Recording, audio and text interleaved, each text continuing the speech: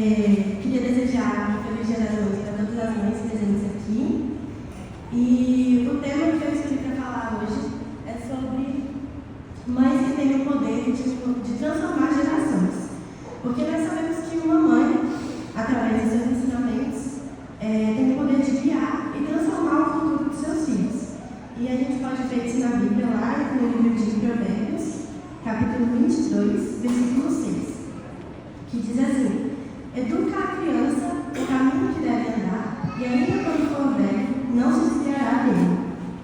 Então, pensando nisso, eu trouxe 4 exemplos de mães citadas na Bíblia, que demonstraram fé e devoção ao Senhor e coragem para nós refletirmos e nos inspirarmos nelas. Então, a primeira mãe que eu vou falar sobre é Ana. Ana é uma mãe muito citada na Bíblia, e ela mostrou confiança plena no Senhor, porque ela sofria muito com o seu problema de infertilidade, e ainda mais porque seu marido, Eucana, ele tinha 2 esposas, e a segunda esposa, Penina, ela pôde dar filhos para Eucana, e Penina, sabendo que Ana não podia dar filhos e que ela era mais amada por Eucana, ela frequentemente provocava Ana, jogando na cara mesmo que ela não poderia nunca dar filhos para Eucana, e essa era a maior tristeza de Ana.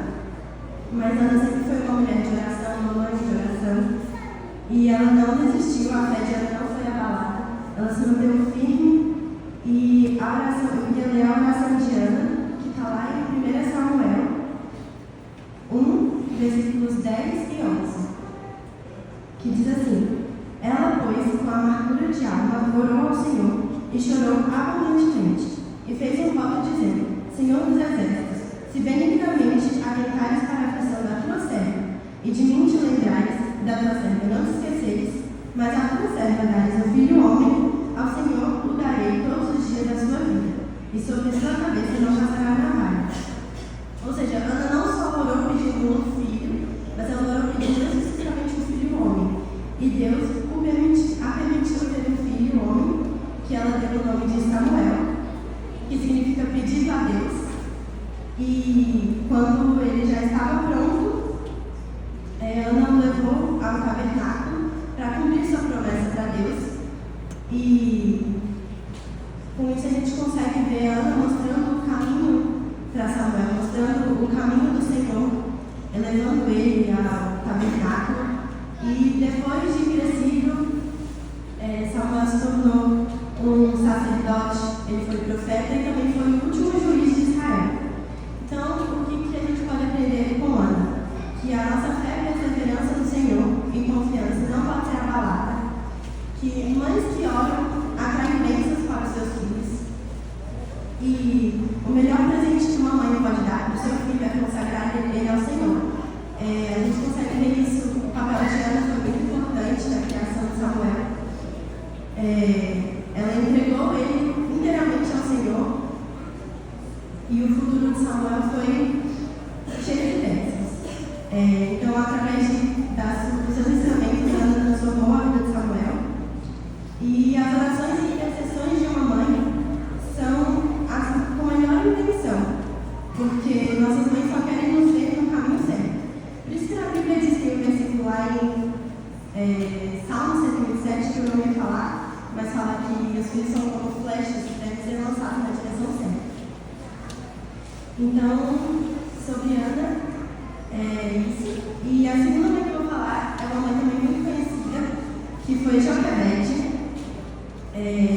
Joquebede foi uma mãe que demonstrou fé e coragem em meio a uma situação que com certeza gerou muita aflição, muito desespero a muitas mães da época, porque foi quando o faraó mandou que matassem os primogênitos. Então as mães hebreias ficaram muito desesperadas, mas Joquebede agiu com sabedoria,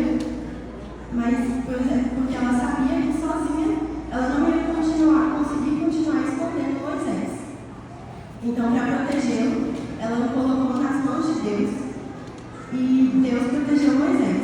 mesmo que colocar Moisés no rio significasse não ter a certeza de que iria poder crescer ao lado dele, que poderia acompanhar o seu desenvolvimento, mesmo assim, Joquebede o fez para proteger o seu filho. E isso que é interessante, que é o amor de mãe, demonstrando o amor sacrificial da mãe, o amor incondicional que Joquebede teve por Moisés. Uma mãe daria a sua própria vida para salvar seu filho. Essa passagem está lá em Êxodo 2, capítulo 2, versículo 3, que diz assim: não podendo, porém, mais esconder, tomou uma arca de juncos e a revestiu com barro e betume, e pondo nela o menino, o pôs nos juncos à margem do rio. Então, o que a gente pode aprender com Joquebede? No momento de desespero, nós devemos nos firmar no Senhor e confiar nele. Deus cuidou de Moisés naquela arca, naquele cesto, e Joquebede colocou Moisés no rio sem saber se poderia acompanhar seu crescimento, e mesmo assim ela fez, porque o importante para uma mãe é saber que seu filho está seguro. E ela sabia que com Deus o protegendo no rio, Moisés estaria seguro. As duas últimas vezes que eu vou falar são mães não muito conhecidas. São conhecidas, mas não são muito citadas, até porque elas não têm, na Bíblia não diz o nome delas. Então, aproveitando a história de Joquebede, eu queria falar sobre a filha de Faraó, a princesa, que foi quem encontrou Moisés no rio. Ela teve compaixão e conseguiu convencer Faraó para que ele permitisse que ela o adotasse como filho dela, mesmo sendo um menino hebreu, e mesmo Faraó ter mandado matar todos os meninos hebreus. Então, essa passagem está em Êxodo 2, versículos 5 e 6,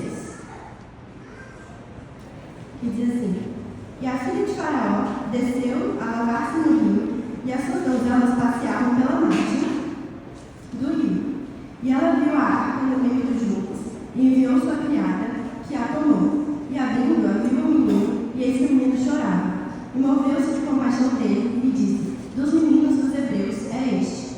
E o mais incrível dessa história é que Miriam, que estava acompanhando de longe Moisés no rio, para ter certeza de que ele ficaria bem, foi vista, e a filha de Faraó pediu para que Miriam chamasse uma mulher para amamentar Moisés, porque ele ainda era um bebê pequeno, para amamentar e para ajudar a criar o menino. E essa mais incrível aqui, Deus permitiu que essa mulher fosse Joquebede, a mãe biológica de Moisés.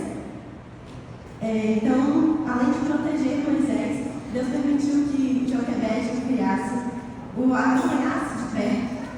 E, além disso, a filha de Faraó é um exemplo que eu queria trazer, porque ela foi a mãe adotiva de Moisés. E a mãe adotiva, ela tem o mesmo amor de mãe, de uma mãe biológica. A gente fala que é a mãe do coração. Então, a mãe do coração também é muito importante. A filha de Faraó amou Moisés e o criou como um menino nobre, como se fosse filho biológico dele mesmo, dela mesma. Então, a última mãe que eu vou falar, também não é muito falada e também não tem nome da Bíblia. Ela é a mãe da criança morta, no tempo de Salomão. Eu tenho uma memória muito forte dessa história. Sempre quando eu era criança eu ouvia ela, sempre vi essa história. E foi uma história que marcou muito, então eu quis trazer. Foi uma mãe, eram na verdade duas mães, e as duas tinham acabado de ter seus filhos, muito próximas, e elas dormiam, dividiam o mesmo quarto. E durante a noite, uma das mães, infelizmente, rolou em cima do seu bebê e o sufocou. E ele morreu. E aí, no outro dia de manhã, quando as duas acordaram, só tinha um bebê vivo. E as mães ficaram discutindo para saber de quem era aquele filho. A mãe verdadeira, óbvio, que sabia que aquele filho era dela. Mas a outra insistia porque não queria acreditar que o filho dela estava morto. Então, a criança e as duas mães foram levadas ao rei Salomão. E o rei Salomão foi muito sábio, usou sua sabedoria e disse para que cortasse o menino ao meio e dividisse para as duas mães. Aí a gente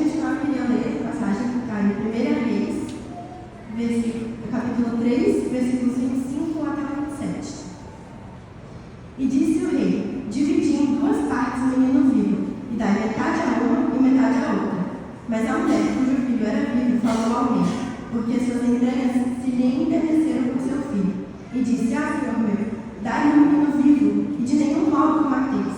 Porém a outra dizia: nem teu, nem meu seja, dividi-o. Então respondeu o rei e disse: dai a esta um menino vivo, e de maneira nenhuma o mateis, porque esta é sua mãe. Então, quando o rei Salomão decidiu partir a criança no meio, com o ato de sabedoria, ele logo percebeu qual das duas era a mãe verdadeira, porque uma mãe nunca deixaria partir o seu filho no meio, nunca deixaria matar o seu filho. Essa mãe preferiu entregar seu filho para outra mãe, para outra mulher, do que ver o seu filho morrer. Então, esse é o amor sacrificial de uma mãe. Ela também demonstrou um amor sacrificial e incondicional. E essas foram as 4 mesas que eu escolhi para falar hoje, que foram fortes, corajosas, que demonstraram uma fé firme e na palavra do Senhor e que transformaram as gerações através dos seus ensinamentos. E esse é o papel